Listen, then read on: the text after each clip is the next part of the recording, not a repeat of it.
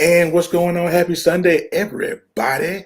Welcome to another episode of the Knucklehead Chronicles podcast, the panel edition. Before we get started, I want to shout out E. Digger, who is at work slaving right now. I'm praying for my man. We get another job. He ain't happy. He ain't happy. All right. And so we have a guest in the building today in place of Mr. Digger. And if you guys are on BS3 Network, you guys, this is a familiar face. I ain't got no introduction to most of y'all, but this is Derek Smith. Don't get it confused. It's Derek Smith. All right. He is the pastor of Overcomers Empowerment Ministries. You guys already know that. You guys follow on BS3 Sunday mornings at 10 a.m. Central Standard Time. Co-host of Man Talk Mondays on BS3 Network. He is the husband of Dr. Selena. Don't just call it Selena. It's Doctor. Doctor in front of that. All right. And my arrow don't want to do right today. Oh yeah. And he also has Teaching Through the Eyes of Trauma podcast on BS3. So he's got a couple of shows on there. If you guys don't check us out, man, you are missing a great thing. So before we get into it, Quinn, how was your week, brother? Same old. Pain in my leg, dealing with white people at work. Do that. I said white people. You said white people. Is that what you said? No, I said white people. Oh, okay. People every time I get to work, I gotta ask why. Why people? Why? Why people? Oh. I got it. Annoying me. Yeah, and I mean, just and pay bills Friday. Yeah, that's my week in a nutshell. They get us first. Mr. Derek, how was your week, sir? My week was pretty good. No complaints here, man. Just regular usual week. Not a whole lot going on. So not a lot going on. Well, while we're getting to it, so we didn't do our show last week, all right? So we didn't really get a chance to talk about the Buffalo shooting. I really want to get into that today.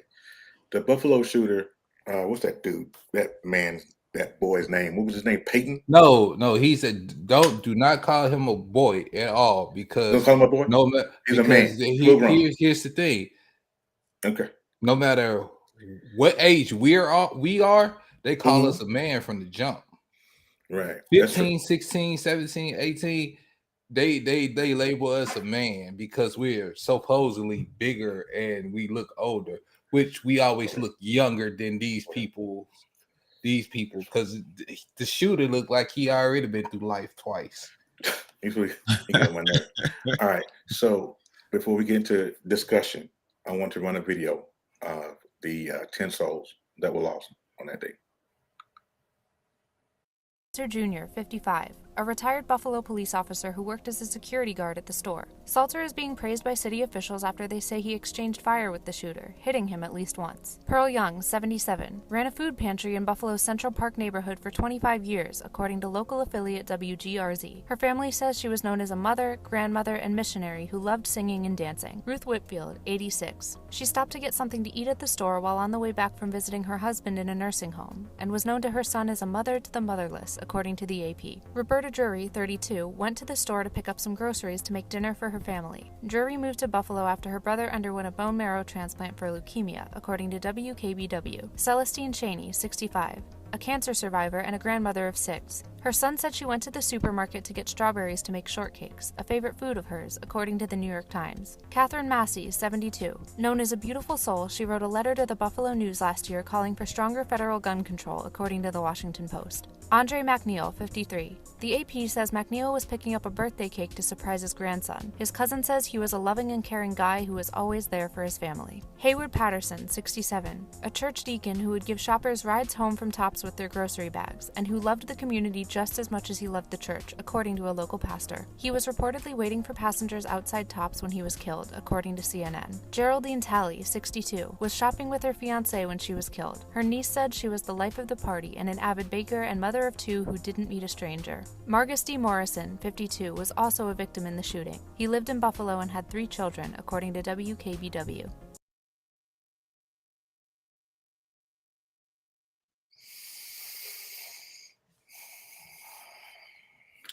I don't even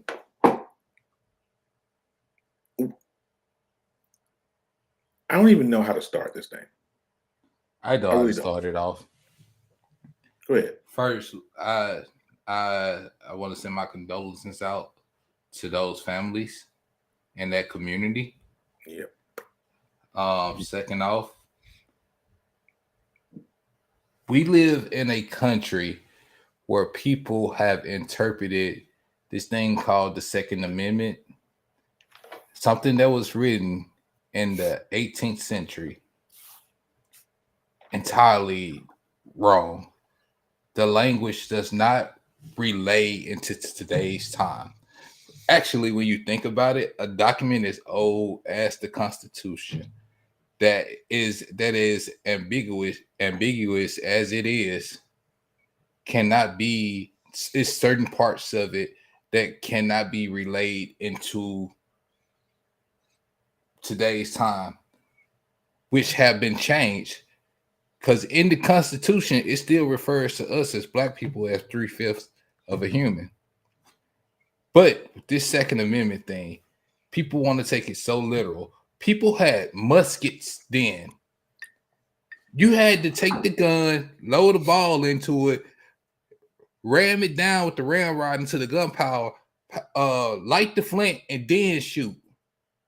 Now we have semi-automatic and automatic weapons, and people think it's my right to have this gun. No. And why was an 18-year-old who had previously had to, the year before, made threats against his school, but said it was a joke? Like, come on, man. Like, why was he allowed to even buy a gun when New York has red flag laws?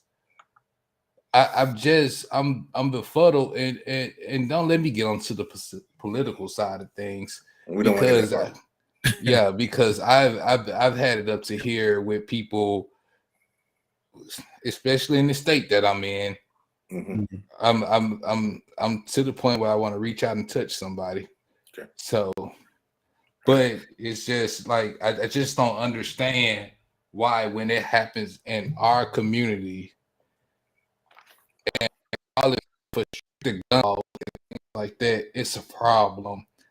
It's not a tragedy to certain parts of the country, but as soon as one of theirs do, and they want to bring up what about Black on Black crime? No, somebody traveled 3 hours from their home, picked the most prominent Black area in this city. He told y'all what he did it for because he's afraid of replacement theory. Guess what, homeboy? If y'all would have just left Black people alone over 400 years ago, talk to your ancestors. They brought them over. They brought us over here. Okay. And then you want to talk about replacement theory? Your ancestor crossed the Atlantic Ocean and replaced the whole civilization of people that were already over here living. Okay. So I'm assuming replacement theory means if they wipe us out, then they can replace us with. No, so a lot of white people, far right white people believe in the theory that the Democratic Party is trying to replace the electorate with Black people and foreigners. They're trying to replace white people with Black people and foreigners. So the whole far right white power Nazi KKK movement is now pitching. And the sad part is you got people in the United States Congress perpetuating this. You got the dude on Fox News, Tucker Carlson, perpetuating this. So of course it's getting in their heads because this is what they believe. They believe their life is so bad now because of things like affirmative action. They believe that they're poor is because Black people, Latinos, Asians, and everything are taken away from them. They shouldn't have to work. They shouldn't have to work hard to get anything. Yeah. They shouldn't have to struggle. Well, this is their country. Right. Well, they've been thinking that. I mean, but now it's like they really trying to take it back into action. And that the orange one, number 45, the orange one has perpetuated it and got it into their heads that we are the enemy. Now, one thing when I look at it, because you said, they think it's their country. It really kind of is, though. And I'll say this because of this. Because if anything were to ever go down between Blacks and whites in this country, who would the government back? Who would the government come to the rescue of? Would they try to really fairly officiate it down the line and say, y'all stop? Or would they run to the aid of one side or the other? Whose side would they run to? That tells you whose country it is. Mm-hmm. And here's the thing: when I look at other foreigners that come into this country, the Asian community, Indian community, and things of that nature, because they understand that they're on foreign soil, this is foreign to them. They operate with a preservation within their community to where they support each other to a point to where they almost function isolated from what happens in this country. Now, they're still affected by the laws, but as far as their success, they're more insulated because of how they support each other.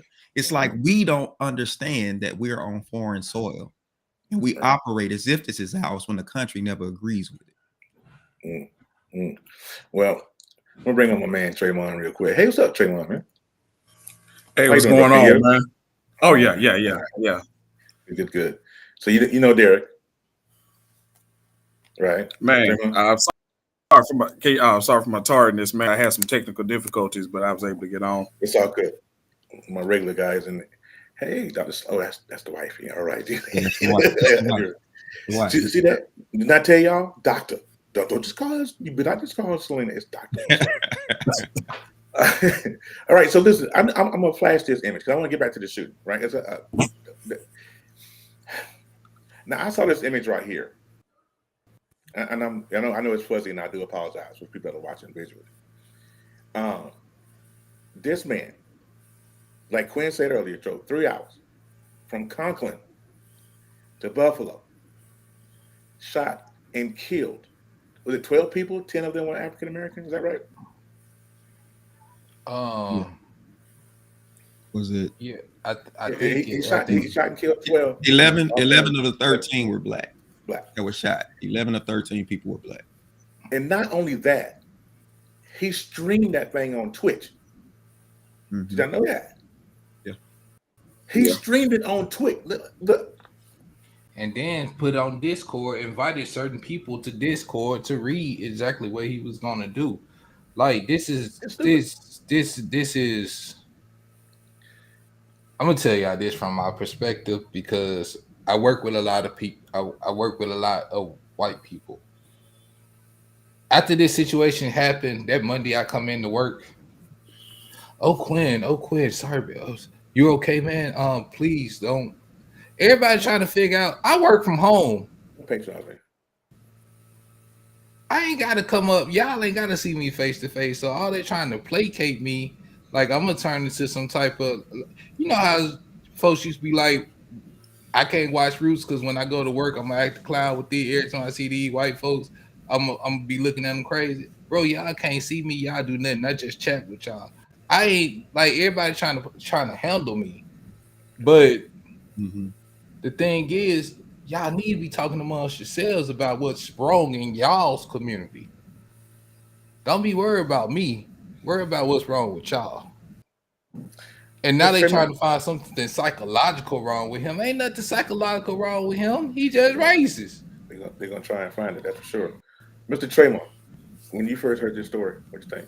What was it? What was your first thought? Well, my first thought was damn, he was actually able to get arrested, because if it was us, Body bag. Yeah, it would have been a whole different ballgame. In our apartment, screen without a police officer coming in and shooting us, thinking it was her apartment. So it's just like, the simple fact that he was just able to, first of all, to get arrested, and it wasn't a picture of him, on the ground, with a knee to his neck. It was just like, lackadaisical. So I guess that's my thing.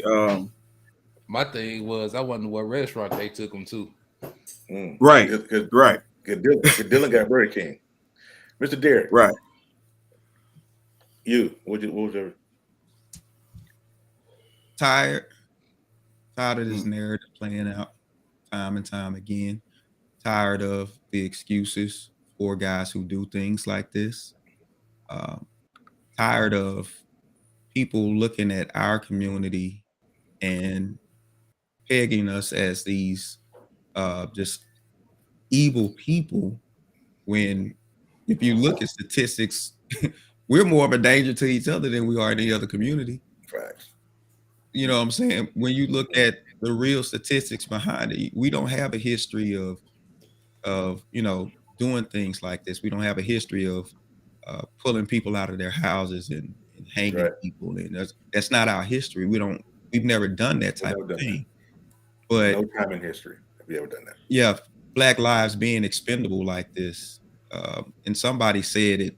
It said the Will Smith slapping Chris Rock news thing got way more airplay than this incident did. So it's like, okay, let's move on from this. No, we need to address this. Right. And this young man had, this man had a 160-page manifesto about what he was 180. 180. Crazy. Wow. But Don't leave out them extra 20. He had time on his hands. so what's next though? What's next? Do we protested? We've what's next? Do we now gird ourselves up against a full war? What do we do? What's next? Sadly,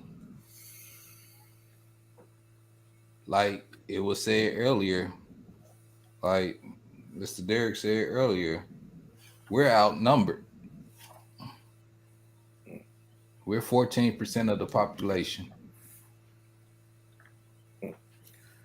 So And if we were to try to do something, of course they're gonna try to squash that quick. Yeah. It also depends on who's in power at the top of the government. Because if we were to arm ourselves, J. Edgar Hoover said this is why they shut down the Black Panthers. If the Black community was to get together, that would be the greatest threat to American national security. I can believe Because that. they know how powerful our dollar is. They know how powerful we can be. And they know if we were to unify and form out, that's why when we had our own communities, they tried to destroy them. Well, they didn't try. Well, they destroyed them. They didn't try. Yeah. They completely Destroyed them. So yeah. So James says, "Are we really 14%? That's what they tell us. Remember the Million Man March? They told us hundreds of thousands came, but not millions, but not a million. Are we really 14% of the population? Are we? I would think because we're not as much as them, as many as them. Right. So, Tremont, Derek, Quinn, I want to ask you guys: do you believe in allies? Yes. Yeah, I believe in allies. Okay. A lot of folk don't believe in allies. They feel they don't trust anybody. Want me to tell you why I believe in allies? Yeah. On my grandfather's side, my great grandmother is a white woman. My great grandfather, blacker than his hoodie. In the Mississippi Delta in Marsville, Mississippi, Mhm. they lived and had 9 children. 9. How it worked in the Mississippi Delta, that's beyond me. They had to have some type of allies though. Okay. And that I'm a product of that.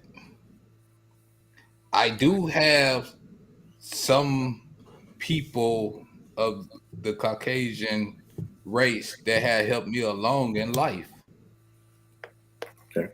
giving me great advice, have stood up for me, and have put me in positions that my own people wouldn't have put me in. Okay.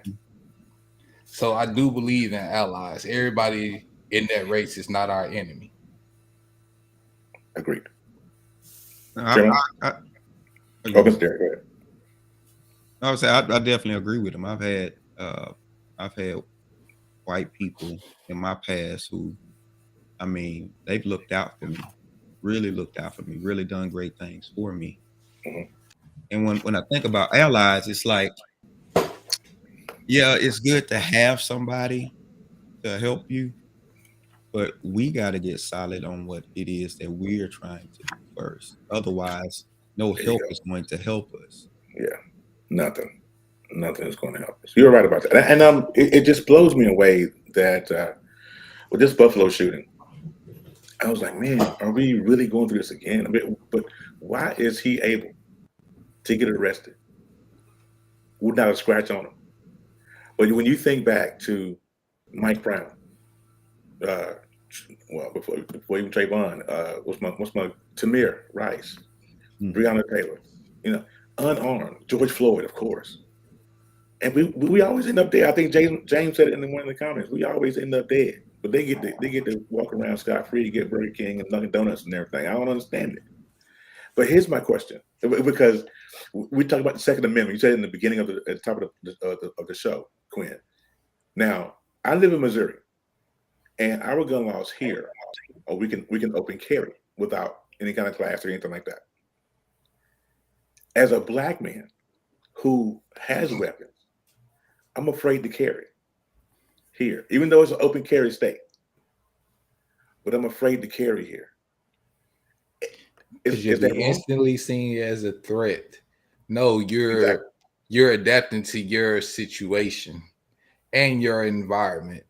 Because we know that if I was to walk around in Mississippi that is also open carry with a semi-automatic rifle strapped across my chest, I'm instantly getting a bunch of cars pulled up on me with flashing lights and they jumping out with guns pulled. But why is that? Derek, what's the laws in Texas? That's where you at, right? Texas. Yeah, Okay. we have open carry too. Yeah, we open carry here. Yeah. But I will tell you, I'm afraid. I have a brand new shiny 9mm. I just want to walk around here. I got a holster and everything. Boy, I'm big balling, right? But I won't carry it. It's in my car, but I won't carry it. And that shouldn't be a thing, right? Because we all have the right to carry, right? So I shouldn't be afraid, right? Shouldn't be. You shouldn't be. You shouldn't have to be. But we know that if we are seen and somebody automatically says that they feel threatened, that the SWAT team showing up. Sure. That's true. And we're going to hear those commands, get on the ground, I got pulled over, didn't know I had a suspended license. If anybody knows me, I've had a lot of health issues. Me too. I had a lot of health issues. I have completely lost a lot of function in my legs. These people literally wanted me to get on the ground. I couldn't just drop to my knees and get on the ground. I was trying to literally just get on the ground as best as I could. He came over there and forced me down. I don't have a gun or anything. Right. I got guns, but I don't keep them in the car or anything. They locked up at home here in my house, but forced me down to the ground. I'm like, over a suspended license that I didn't even know was suspended. And at the time, this was like 13 years ago. I'm like, why? Why? Then I had to realize, duh, you further down south, you ain't in the Delta no more. Yeah. Where everybody know you. Yeah. you in white people country now. Tremont, do you carry? Yeah, I do. The thing is, I mean, just kind of looking at it, the problem is more deeper than what we realize. You know, this is systematic. You know, it's is right down to the core. And the thing is, you know, even when you look back, you know, in the '60s, the cry was jobs and justice. Be your man March, jobs and justice. We in 2022, and our cry still is jobs and justice. So it's just like, you know, when we gonna and understand that, you know, until we can, you know, make a change, we got to get down to the core. You know, the police department, you know, back in slavery time was built, you know, to catch slaves, you know, and until, you know, and people always talking about, you know, defund the police. It ain't about defunding the police. If you could defund the police union, you know, then that's when you start hurting some people, when you start hurting them pockets, you know. So like I said, the problem is systematic, and I think, you know, until we realize that, you know, things aren't going to change. Have we come a long way? Yeah, we've come a little, you know, but we still have a long way to go. Yeah. Mr. Derek, what do you think? I think I never trust laws like that. I never trust them because here's the problem. Whoever it is that you put in their uniform, they don't become somebody new once they put a uniform on. What happens is you empower whatever character attitude they have. So if they are racist, you just empowered the racist. Yeah. Yeah. And you never know who or what's in that uniform. We're taught to trust the uniform. But until you change what actually goes in that uniform, I can't just inherently trust the uniform. Exactly. I mean, And that goes for some of our people also. Trust me, I know some. You put a person that's been crooked all their life in that uniform and empower them. Oh, that crookedness ain't going nowhere. It's elevate. No, it's not. And you know, where I live here in Columbia, there are a lot of I think the force is 90-10, white to black, right? If I can even remember seeing a black cop here in Columbia. Anyway, I'm with Mr. Smith. I'm with you. I don't trust it. I don't trust the law. I mean, people, you know, they have worked for me when I got my car stolen. You know, they came by here, and you know, and those of you that don't know, my wife is Caucasian, right? So they came by here and it was all, well, we're gonna get and they were fine, right? But for some reason, I feel like if that same cop would have stopped me by myself, it'll be a whole different story. And that's what and as a grown man at 47 years old, I shouldn't be afraid like that. But I am. And that's just transparent of it all. And the thing is, when he seen your wife was white, it probably disgusted him. He just didn't say it out of his mouth. He probably didn't show it by his personality, his persona, but in his mind, he was probably disgusted. Probably. Well, I have to say, because it may not have been him. He might have been fine with it. But who knows who will have the problem with it. Right. Who says that's going to be the same person you run into an encounter every time?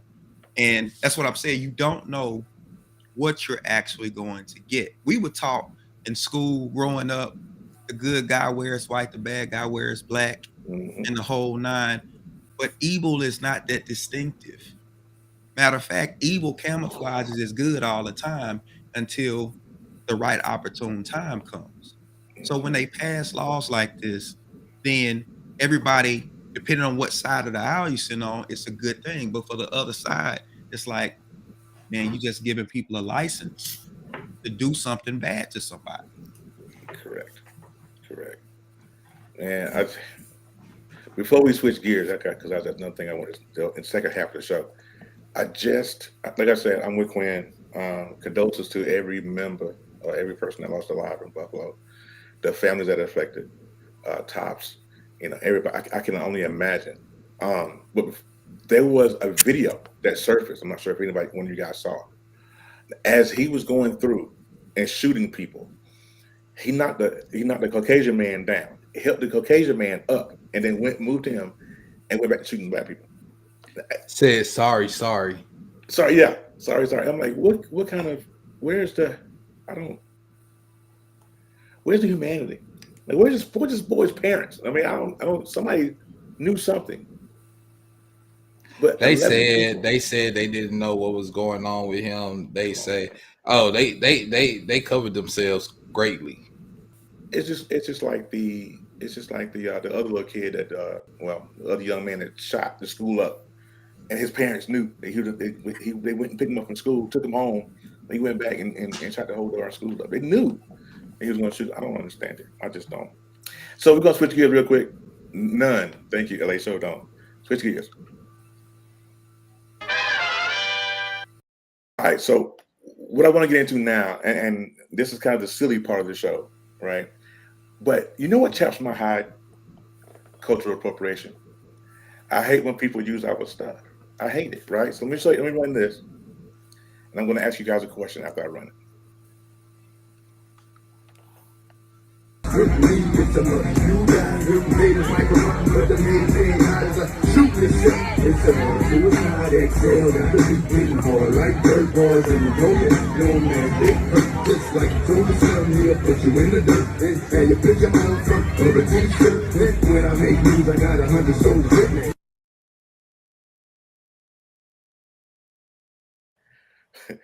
Wait, I'm not done. Wait, I got one more for you. Wait. Here you go.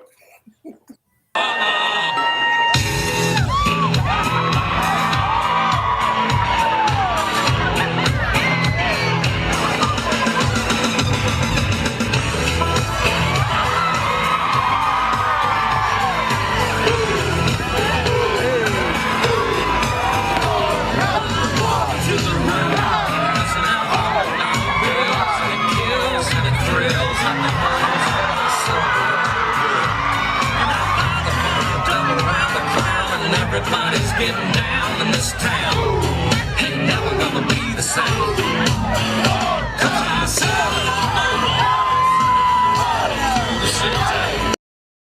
Okay, that's enough of that. I can't anymore. Now, haven't seen those two. Oh wow.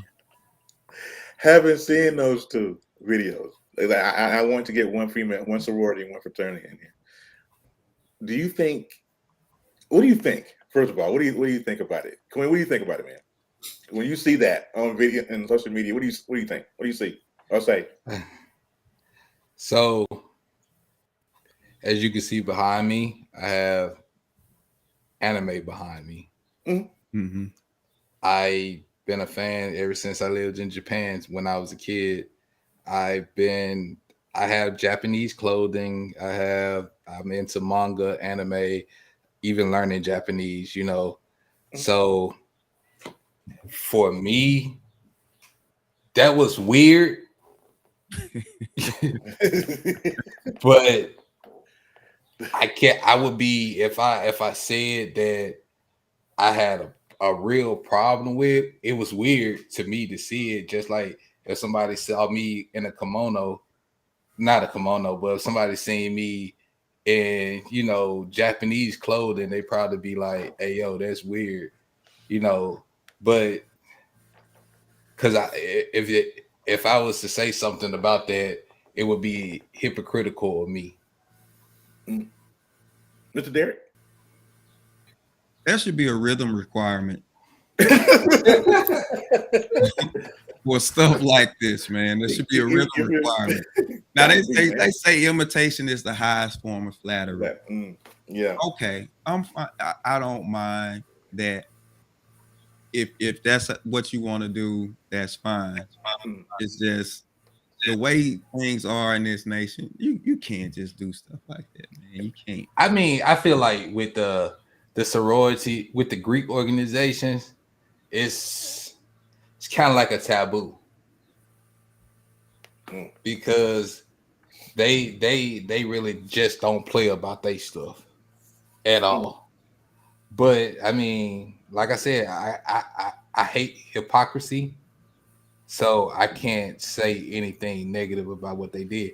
But you do have to. I'm with Derek. You gotta have a rhythm. Like you almost got to be Justin Timberlake par with dancing if this is what you're gonna do.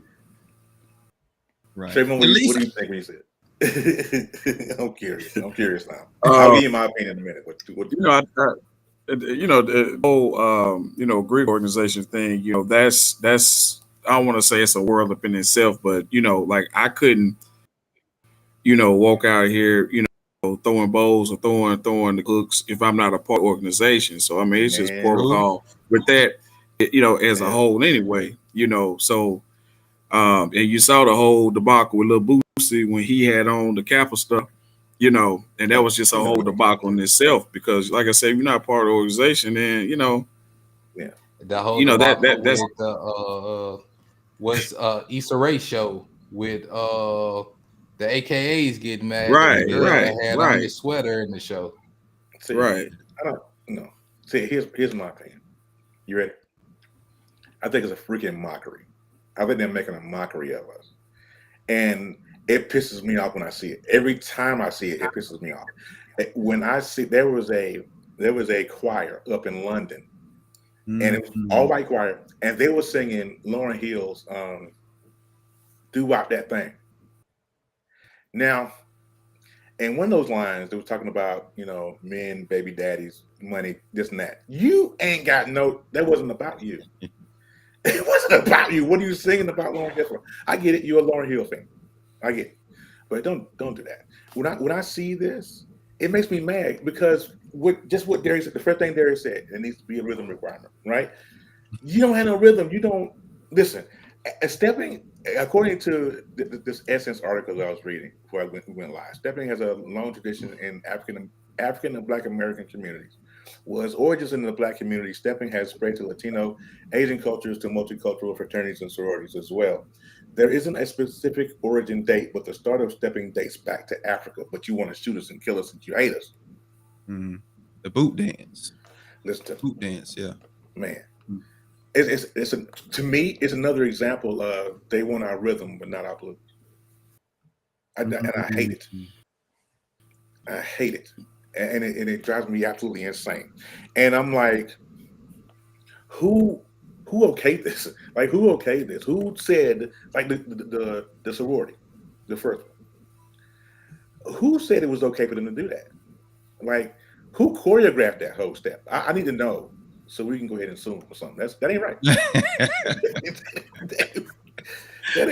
Somebody need to pay. Somebody need to pay. Somebody got to pay for that. I need reparations in my pocket behind now. I mean, even with it goes back like so far, like even with the music back in the day, you'll have Ray Charles drop a song and they looking for a white artist that can do a white version of the song Ray Charles just did. Yeah, whitewash. They whitewash it. I mean, even who was it? Bo Derek on the cover of the magazine with the braids. Yeah. So it was just like, and it's been going on for years that they really tried to co-opt and take rock and roll was our thing. Right. We just started that. Sure did. That was they want to dub Elvis the king of rock and roll, but the king of rock and roll was Little Richard. Little Richard. Mm-hmm. Country music was our thing.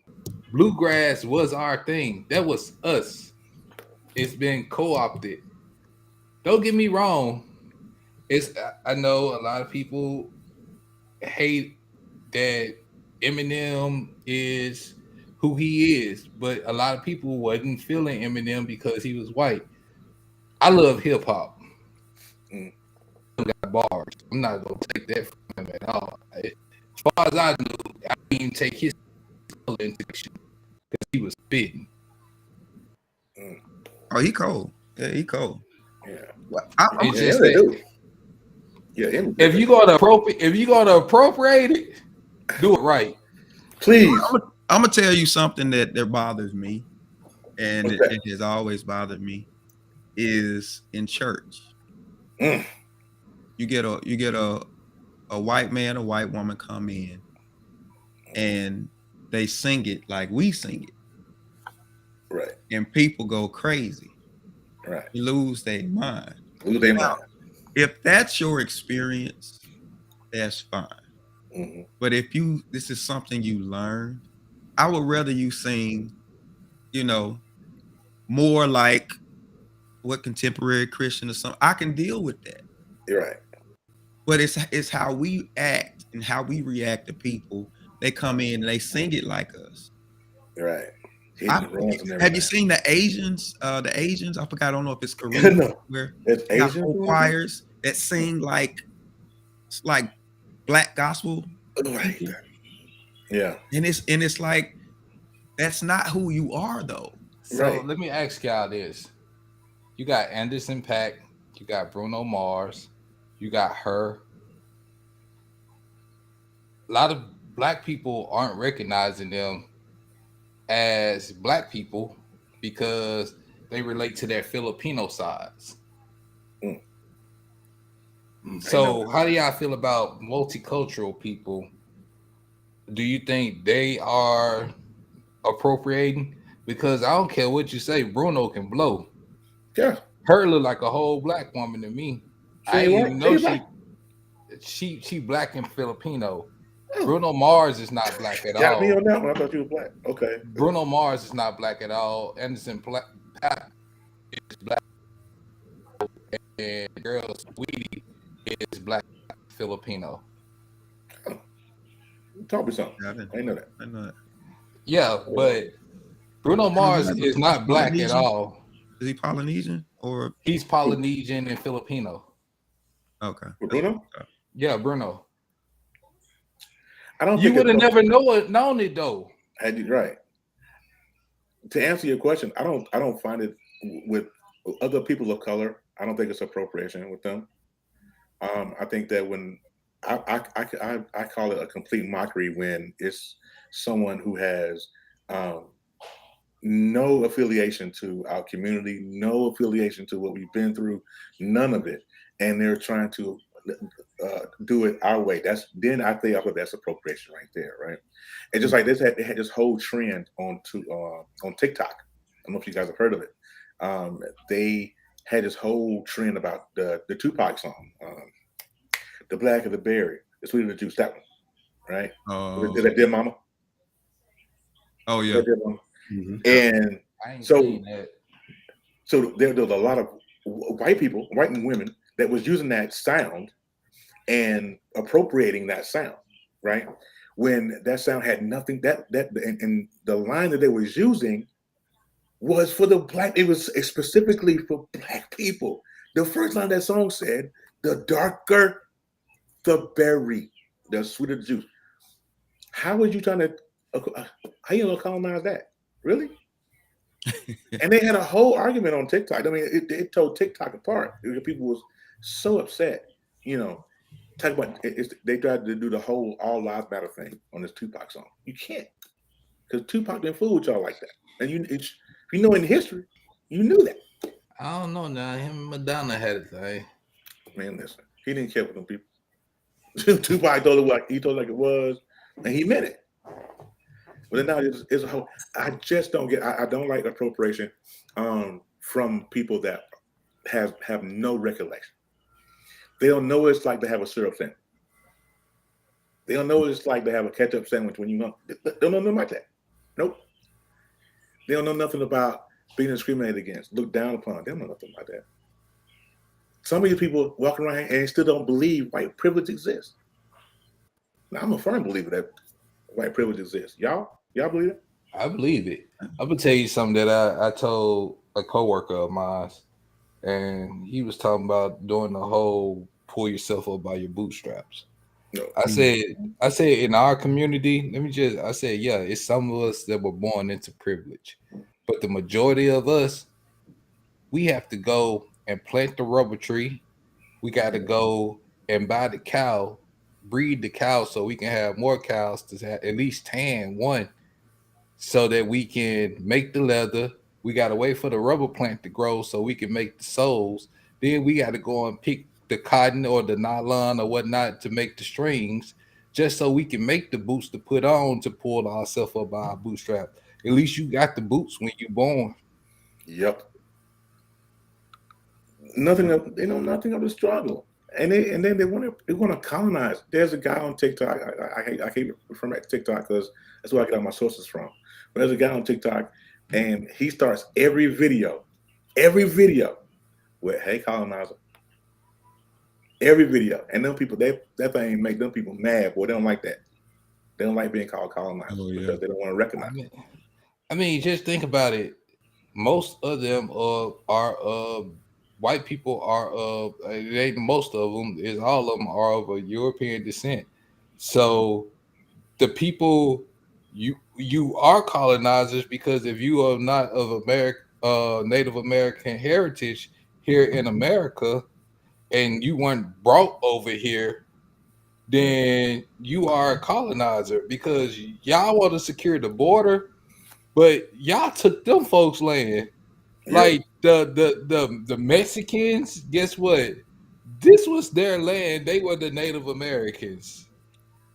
Mm-hmm. Yeah, they No, took it's it. like, come on, let's just keep it funky. Like y'all trying to say Modern war heroes. Y'all trying to say they stealing from you. No, y'all stole from them Y'all first. stole from them. Yeah. They be wilding, man. Y'all worry about pipelines, but guess what? Like, yeah, gas higher than who? I can't even think of a good term, but it's high. But those Native Americans, the land that y'all did grant them, y'all trying to take it to run oil now. Yeah. All right. I mean, come on, man. Like, it's all about colonization. It's all about selfishness. It's all about taking. Yeah. You know, as much as people talk about racism, honestly, I believe racism is this little toy that they get us to play with to keep us occupied. The main issue is resources. And it's all about who has the corner on the resources.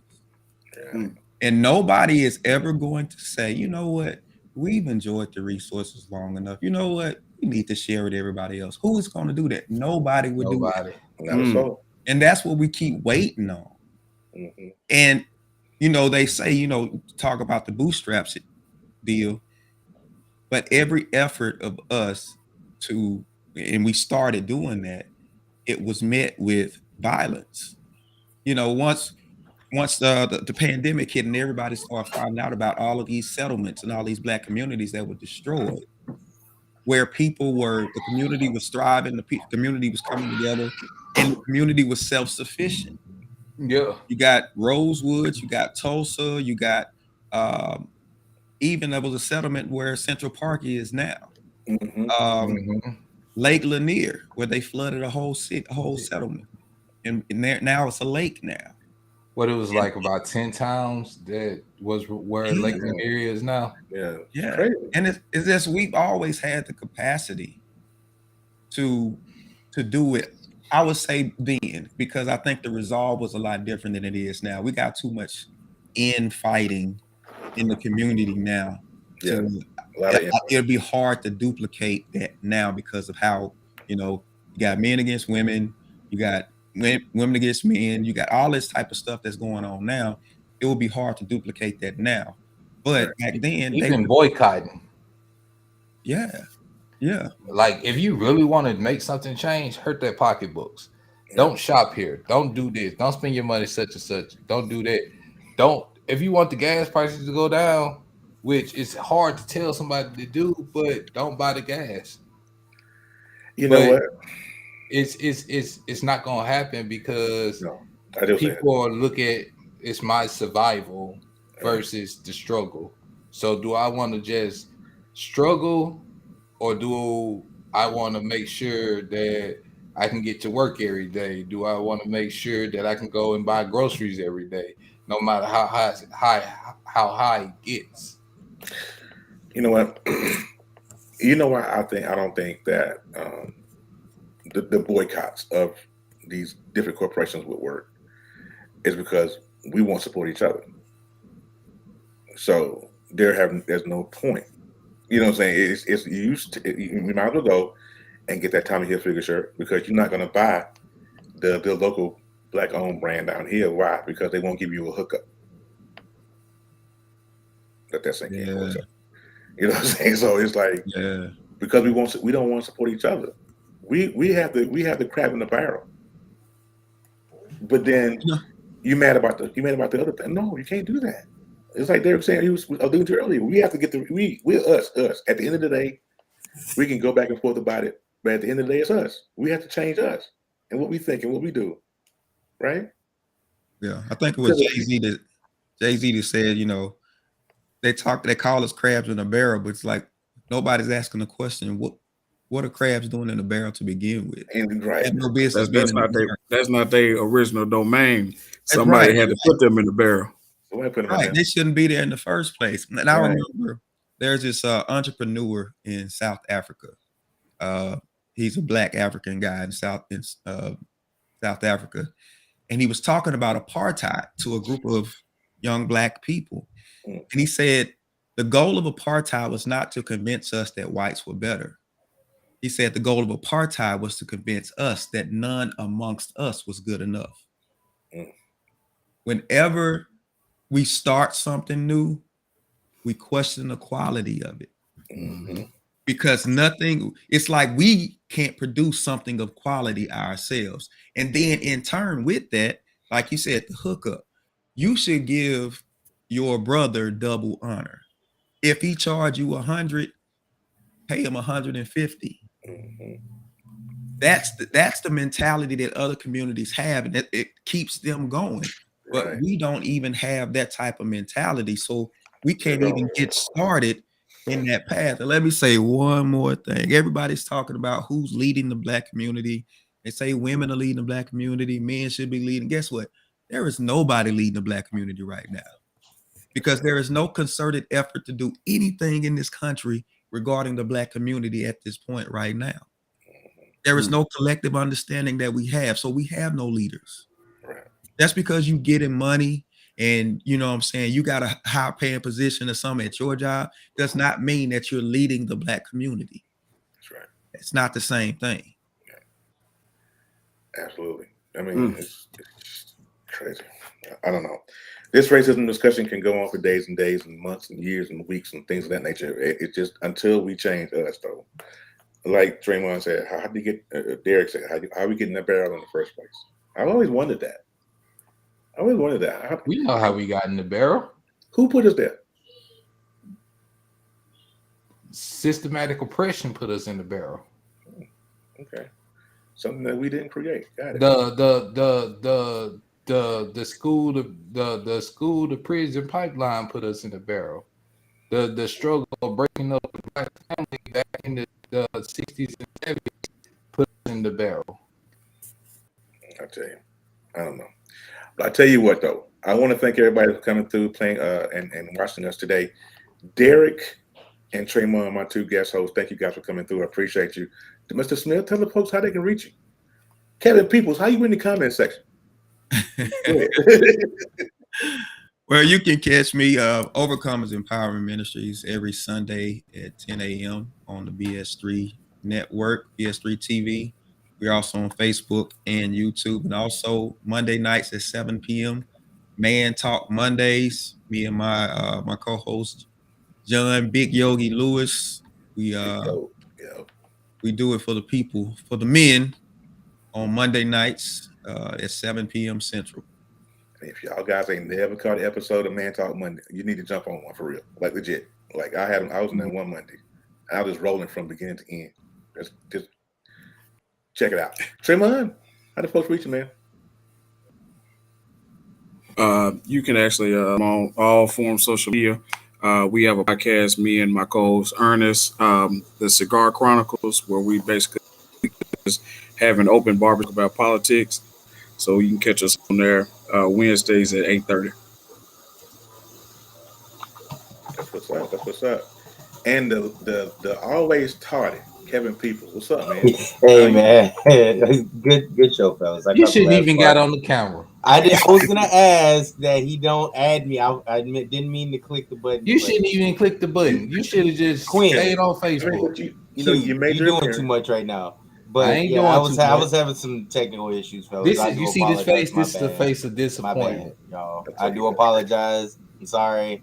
I'm not usually tardy. Terry knows me better than that. So I do. That's why I was surprised. I was like, this ain't right. Yeah, But anyway, face hated me today. thank you guys for coming through. I really appreciate you. My son is walking through here somewhere. Come here, boy. Come here. Say hey to the people. You look sleepy. Come say hey real quick. There we go. Say hey to the people. All right, go ahead and get out of here. We're gonna get out of here, you He guys. ain't going. He ain't not join me on Tuesdays. I'm doing an interview. Voiceless to Victorious with Marcy Batiste on Tuesday on Blog Talk Radio. We're talking about autism and the diagnosis and how I handled it and all that. So it's going to be a great episode because I'll be honest with you. My son's 5 and I still haven't really got a full grasp of it yet. But you have to check out the show on Tuesday live on Blog Talk Radio. All right. But we'll see you guys next week. Peace. Mm-hmm.